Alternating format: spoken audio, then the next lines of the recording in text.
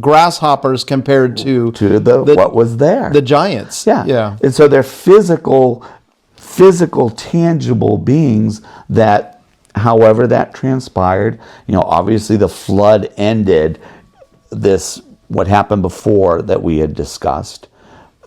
They don't know how.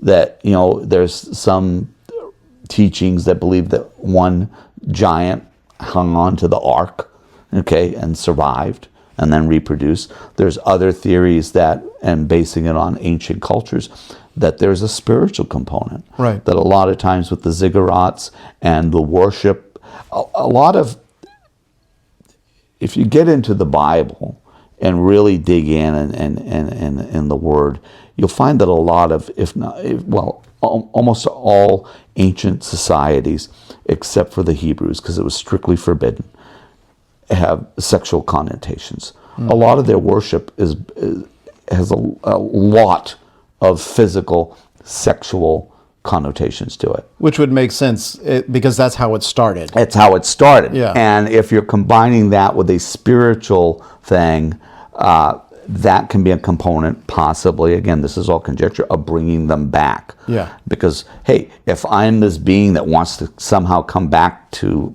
Earth or come back and interact with people, there's the ceremony that's going to have this happen. Right.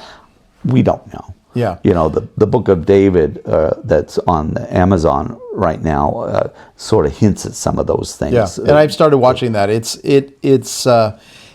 interesting because like the feelings that the Israelites are feeling at this time, when they see a giant, they don't just think a big guy, strong, powerful, could be potentially someone we have to deal with. Right. They're seeing it in a spiritual connotation. Right. The whole idea, it's like, wait a minute.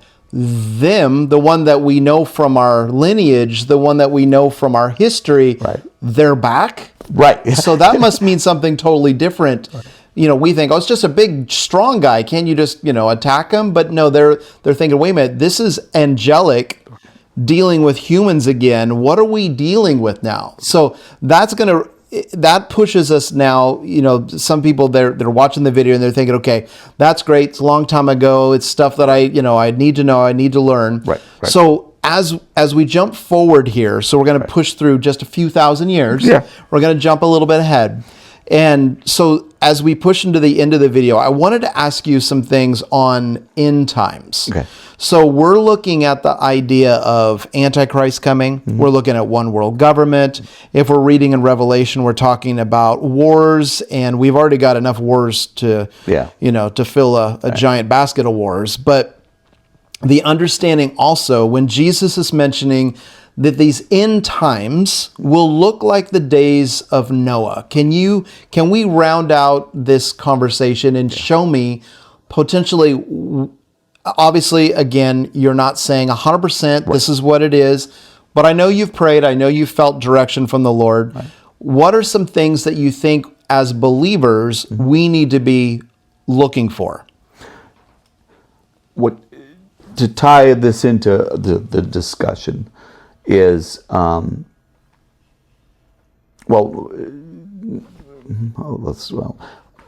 personal belief, and I believe a lot of people will teach this, my personal belief is that some kind of a cosmic time clock in our generation started to click off in 1947, 1948 at the birth of Israel. Or most definitely, if it's not that date, it's 1967. Which was fulfillment of prophecy, right? It's all fulfillment of prophecy, with which they recaptured Jerusalem. Those were prophesied before Jesus' time and throughout there, that eventually the Jews would come, actually as far back as Moses, is that the Jews would come back to the land, which they did after a 2,000-year absence. And then they would also have the city, because all end-time prophecy, for the most part, a component throughout the Old Testament, a lot of times will mention the land or the people and the city. There's always it's always and I didn't notice that till recently, because we were older people like me. We were all focused on the 1948. Is the Jews are in the land. That is something. That is definitely something. But the city part was like, wow.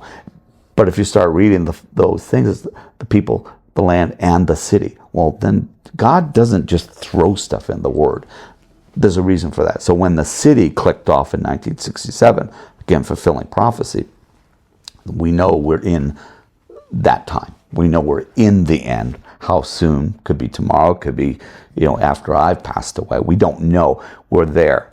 But we're more towards the end of the fulfillment of what God's doing on this planet. Yeah. Well, at least until the reign comes, where He's going to come and rule and reign for 1,000 years. But in the regards to that time of grace in between Jesus being put up on the cross and being resurrected from the dead till a point in time where God says, no more. Right. And then Jesus comes back, as the Lion of Judah to now set things right. Yeah. We are getting closer now. We're close. We're much closer. We're right there, whatever there is, because then you'll get the people that throw out. Well, they've been saying that for 2,000 years. The apostles thought it was right down the, right next week. And even I believe Peter mentions it, saying, "Hey, in that time, you're going to have people that say, well, it's been happening since the time of Noah." So it's which can be frustrating for believers. My goodness, they're thinking, well, wait a minute. If the apostles thought it was coming, were they wrong, or were they not listening? Right. Holy Spirit, did you give them, false information? Right. Of course not. Right. Of course not. But no, for us, we know. I mean, if there's a gap of time of 2,000 years where the Jews are, I think, as far the latest date of them just getting kicked out of the Middle East, out of the land, would have been the year 148. That would be the furthest this side of it. Other than that, we date it to 70 AD. They're out of the land. There's an undeniable fact that they're not there. It's a very potent fact that after that time, after the Holocaust, after Hitler, that all of a sudden in a day, Israel is created. Restored. There's prophecies, and I'm not going to focus on all of those because everybody can research them, and there's books ad nauseum out there on that. The other dates are fulfill almost every 10 years around the years 7 and 8. There's a pattern coming this way. But to go back to where we were is Jesus says, it says twice, and there's two different things. One is, as it was in the days of Noah, so shall it be in the coming of the Son of Man. He says that. Okay. Then there's also a reference about, as it was in the days of Lot, so shall it be. So we know that Noah and Lot, which would have been code words to the Jews at that time. Again, we got to have to put ourselves in a first century Jewish mode of thinking. Those are going to be code words. So it meant something very significant to them. Yeah. Okay. Now it can mean, as we all know, have been taught, believed, that it means the world is just going to go to heck in a handbasket, and it's just going to be a horrible, horrible place. If you know history, the world's been a horrible, horrible place for 2,000 years. So it's for at least a day and a half.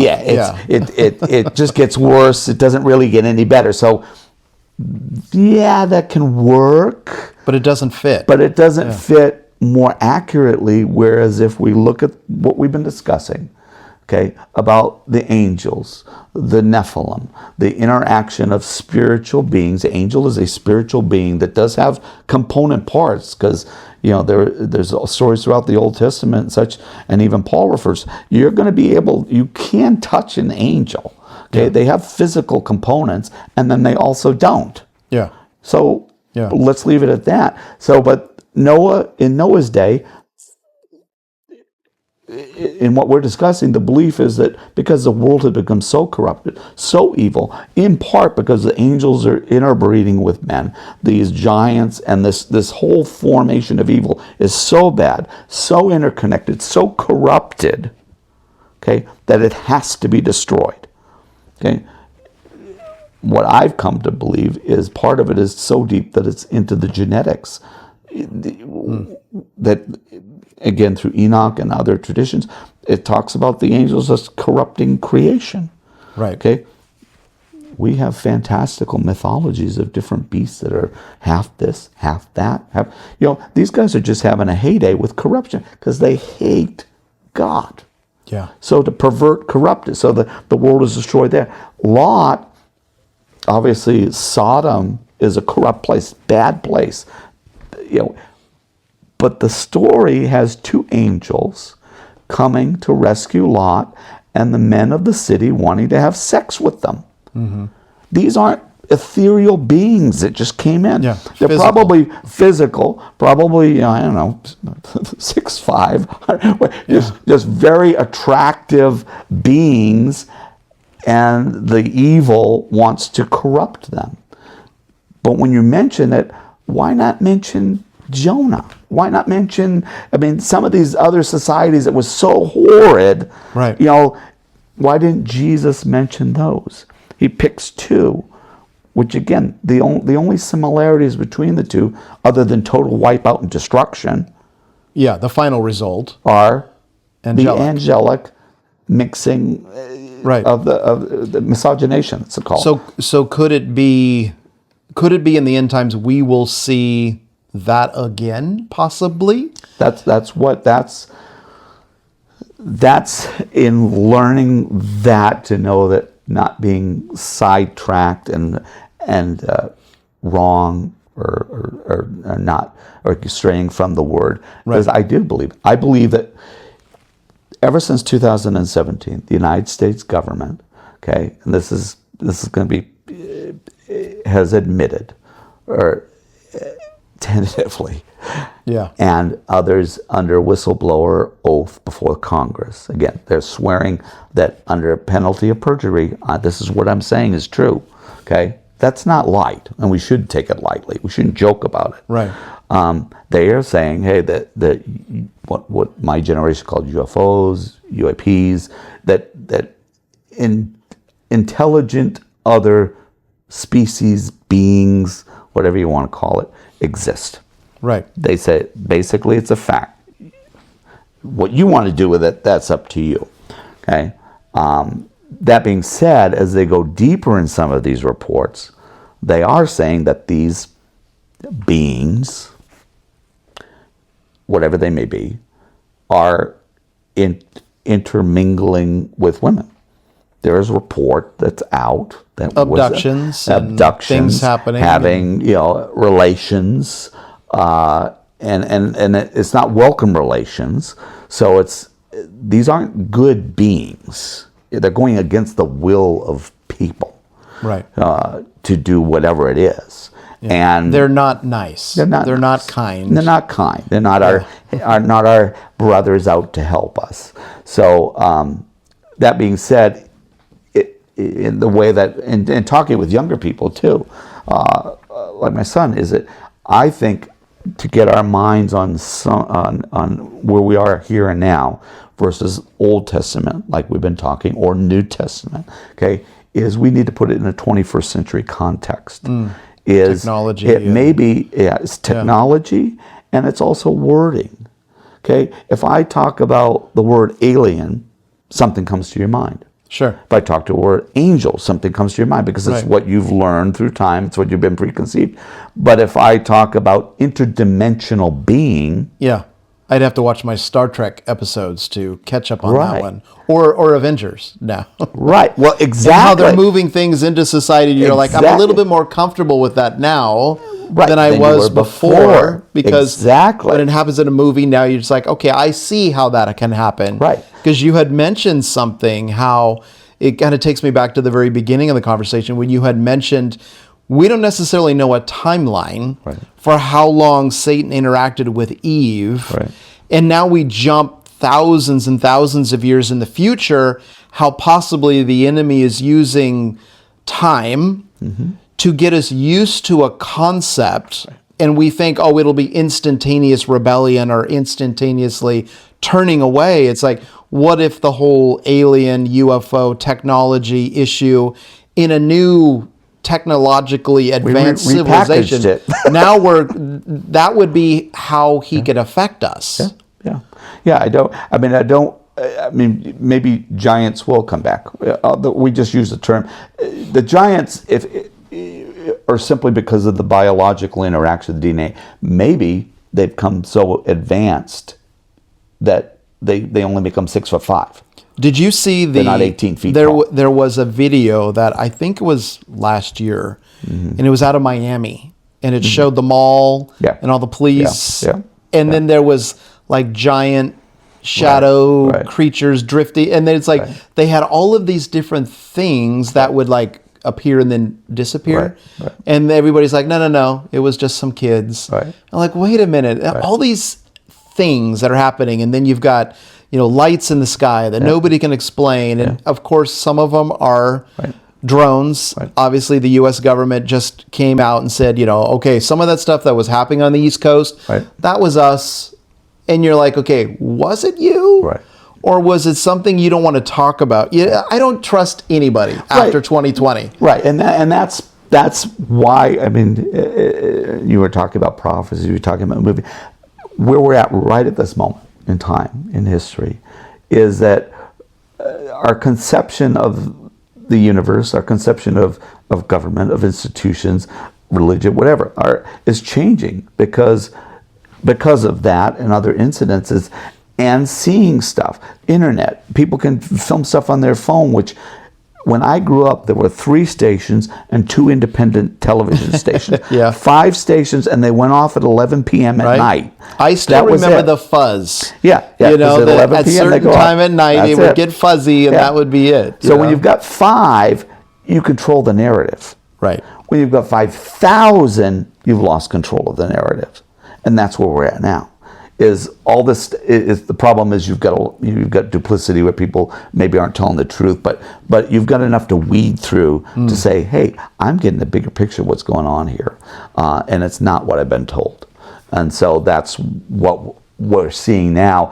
And again, that goes to where I'm talking with you and sharing with you is it's not critical at all. It's like I think there are some areas where the body needs to be open. Have Bible studies about it. Look into these things. Open it up. Or at least talk about it. Talk about it because we're going to encounter it. And you better have an answer before. It's just like COVID. It's just like anything. You better have an answer before the incident occurs. Right.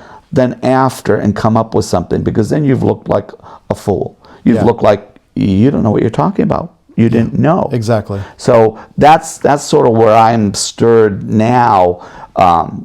Do I think they're going to show, and again, if you go through as we tie it with the word, as you're going through the Bible, there's angels that cooked food for Elijah. There's angels that fought armies and killed flesh and blood men. Obviously, they weren't ethereal beings. They had technology. Maybe one used the bone of a jackass, but they have weapons. They have chariots. What do these chariots look like? We don't know. We're using people that lived 4,000 years ago to describe a chariot. So again, it goes back to where I'm saying, 21st technology, it may change, maybe the same stuff, but we're seeing it through different lenses. Or it could be it's morphed to adapt to what's acceptable to us. Whatever it is, it's, again, 2017 would be the date that, it sort of crossed the line that stuff is coming out and more documentation. But ignoring it and saying it wasn't in the Word all along, I think that's just not good. It's just starting. We need to start conversations for people younger than ourselves, because if anything, they're definitely going to encounter it. Oh yeah, and what it's going to unfortunately do is it is going to take believers who have no foundation and have never thought about this stuff. Right. And I always sit there and think, like, in closing and wrapping this up, because I definitely want to come back and I definitely want to talk to you about other things at other times. But just to wrap this one up now, in your final thoughts, the idea where it says in the Word, it talks about at the end times that the love of many will grow cold, which means that these people have had a love. Yes. That these, to me, that speaks of a believer whose love has grown cold.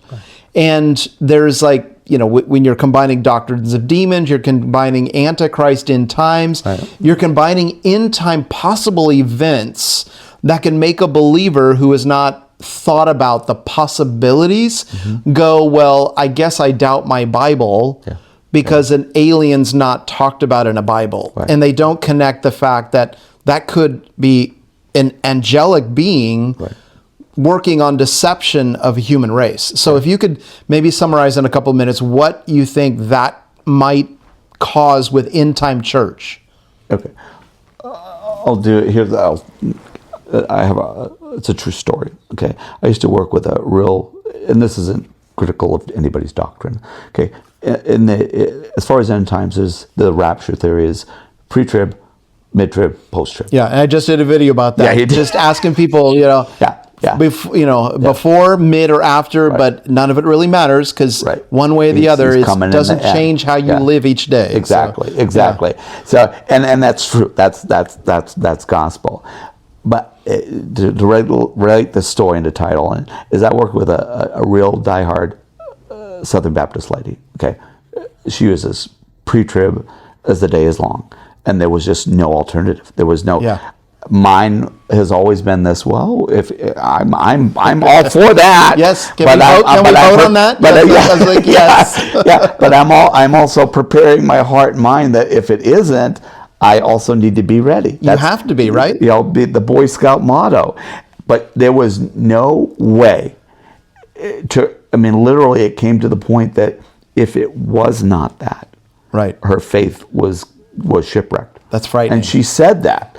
And it's like, oh, so I'm going to have to help you through the mid-trib part. You know? And then that this is over 20 years ago. And that stayed in my heart. It's like, oh my goodness, you can't be that way. I mean, we are diehard on the things that we know are here. This is this and this, but the stuff that's iffy, it will happen, but we don't know how. We don't die on that hill. She was going to die on that hill, literally. Her faith would die on that hill. Wow. And that sort of set it in my heart. It's like, to tie it with this is, if tomorrow, I mean, again, it's admitted fact. It's over the news. It's happening. If tomorrow in an average church service, all of a sudden the news breaks before everybody heads out to church, an alien ship, the red lights, it's about a football field across, has landed in the park down the street. Right. They're friendly or whatever. Is that, and they get that before they go to church, is that going to just start to question when the pastor has no answer for that? We just saw this on the news. What are these things? Are they aliens from another planet or whatever? I don't know. I mean, where is it in the Bible? Is that would shipwreck anybody's, or it wouldn't shipwreck it. It would unsteady people's faith. Sure. If they didn't have a basis. Yeah. If they've been told all their lives, well, that doesn't exist. That angels cannot come in physical form. That they can't make stuff.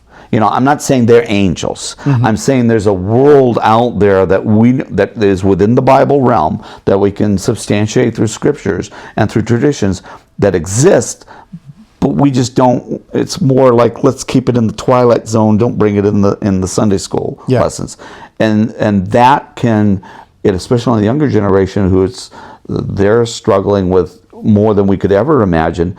Something like that could just decimate it. People would know the truth because they believe Jesus in their heart, but when they're dealing with a physical being that they can't quite explain, that might just, well, is evolution true? Is all we've been? The doubts can start to grow, and if these beings, interdimensionals, whatever you want to call them, can do fantastical things, can cause fire to come down from heaven, right? Can cause plants to grow, can cause peace to come. We're starting to get into those scenarios that it lays out for Antichrist. Hey, we love your religions. Let's all get together. We'll have a temple in Jerusalem, and you guys can do that. Muslims, you can do this, and it's all hunky dory. Yeah. So the idea, and you probably saw it, with the older Pope that just passed away, the idea that all religions lead to God. Yeah. So, because the conception is if these beings, whatever they are, come and we're encountering them, where did they come from? Right. Well, we were here in the Garden of Eden. We were here then. Yeah, we've been here all along. We've been here. Literally, that what you just said came out of a whistleblower's mouth. It's on Jeff Corbell's testimony. He's an insight. He's the newest insight. He said they've been here all along. They've been here longer than we know. They've probably been here all along. Yeah. That's going to be the one. That's because what. And I'm not in government, but it's what they always say. Thankfully. Thankfully. What they always say is why the truth or truths like this aren't released is because, number one, what it would do to religion. Number two, what it would do to the society and the economy. Wow. If you were to reveal, they've been here all along. Here's the door. Want to see? Yeah. They realize what it would do to the masses without a grounding. Yeah. And as us as born again believers, trusting in Jesus, it would be, in my opinion, it would be rough to, when you're encountering physical, interdimensional spirit, whatever they are, and then you're dealing with what you've been taught, and I can't really touch Jesus. I can't really. Right. That's going to shake people up. Which would have been very similar to what the first group of people, once they saw those angelic beings, they're like, you let us know what you want us to do. Right. We'll do it all. Right. And then you fast forward. I guess it could be easy for us to say, well, that would never happen. That's very mystical. It's very supernatural. It's, we don't really see a lot of that, and I think we don't see a lot of that in the American church. Right. Not that it doesn't happen. Not that we don't see miracles. Not that, things don't happen. Right. But you talk to missionaries who are in other countries, and they're like, we see this kind of stuff all the time. All the time. We see, demonic interference. We see people manifesting. We see people healed. Some miraculous things happen. And we're like, well, okay, I think I believe that, but since I haven't seen it, it's kind of like, okay, I'll set that on that shelf over here. So I definitely want to set another time. We're gonna talk to you about aliens next time. Mm-hmm. So be prepping for that. I'm sure we have tons of things we could talk about because I really want to dive into in our next one. So, but I want to thank you for today. I'm excited just to be able to get this out to as many people as possible to let, the biggest thing I think we have discussed is, one, don't take our word for it. Right. Do your research, look in the Word, be in prayer, and make sure that, as believers, we can answer not only for our faith, deliver gospel, but for a lot of this new generation that's so in tune with technology, we want to be able to answer for some of these potential things that could happen. Yeah. I mean, because it's all coming. We know what the prophecies say. We know the track record of prophecy in the Bible. And again, my heart, your heart, is obviously for younger generations that are dealing with it. You go to, I have his 20-something son and this other girl who, that age group, under 30, I'm just generalizing, they are more in tune with the UAPs and the fantasy worlds and the cryptoids. Yeah, that is normal to them. Very normal. But they can't go. It would be my assumption that they wouldn't feel comfortable going to a pastor or an elder or even a Bible teacher in their average church and asking a question about that. And getting an answer that would make sense. And getting an answer that makes sense. It's been a journey for me, just because my background, I grew up in a supernatural home prior to being born again. So I've seen both sides. That being said, we need to have some kind of guidance or answers for this generation, for stuff that, hey, it wasn't common 40 years ago. Right. It's common now. And you see it all over the internet, it's going to be more common. And the more we ignore it or don't, like that pastor story I shared, be able to point it out in Scripture, then you're going to lose that person, and they're going to find answers somewhere else Yeah. that aren't going to be good. Which is not going to be what we want to see we have happen. the answers. Yeah. We have all the answers. Yeah. We now I've said a couple of times, well, I don't know, but that spurs me always to look for more answers. Right. I don't just say I don't know and get away. It's more I'm finding more and more the more I dig, and that should be what we're all doing. Right. Right, for sure.